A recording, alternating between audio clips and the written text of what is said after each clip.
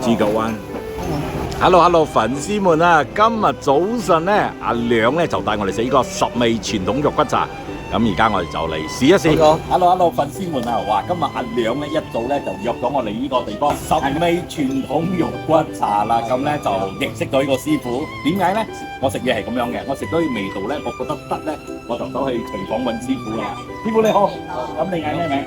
我係 Jackie。Jackie 啊嚇。咁咧，志麻咧了解咗 Jackie 咧，原來做肉骨茶做咗幾多年？30年左右，30年左右啊！所以我食到個味道咧，係話呢度係開咗2年，但係冇可能有咁味道咧，至少係有幾十年嘅功力啊嚇！咁咧，阿亮真係扮閪食啦，係就今日帶到我嚟試啦嚇！嗱，咁我發覺咧喺呢一度咧好特別嘅咧，就係係一出係嘅一碗一碗嘅呢個白骨餅，係用咁嘅方式喎，你睇唔睇到啊？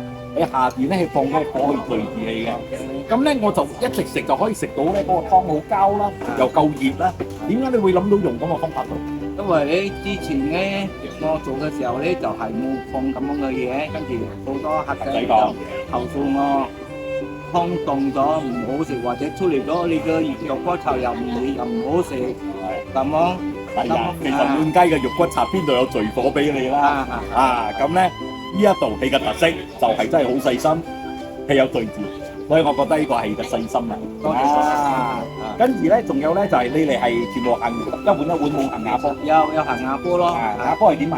瓦煲一個位係23蚊咯。哦，呢個碗嘅呢一個位係21蚊咯。哦，呢啲係21蚊咁樣啦。總之我排骨又好，乜嘢都好，就係咁樣換啦。係，一份就21蚊。咁多2蚊咧，你就可以用瓦煲啦。咁瓦煲嘅湯水一定唔同啦。一樣嘅方呢個，但係你雞腐竹豆鍋落去，佢嘅味道肯定會變咗咯。咁有機會咧就去試下嘅呢個所謂嘅瓦煲啦。可以。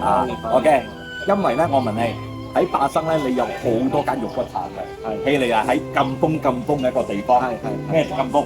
到咗布拉入邊，到咗布拉入邊嘅，你哋係家鄉做嘅。湯我係自己就嘅，嗬，跟住嗰個油攞嚟煮飯，湯油飯。嚟，呢個係咩嘅？豬腳。哇，豬腳。呢個係大骨嚟嘅。呢個係細骨。哇，大骨你都有。呢個細骨。細骨，哇。豬腳灣。豬腳灣。哇，你睇正唔正？你睇個透住個火，咁慢慢去享受。正喎巴生。喂 ，Sam 哥點啊？家姐特登落嚟，值唔值得？好正啊！食咁多白骨餅。呢個古早味。係啦，喺。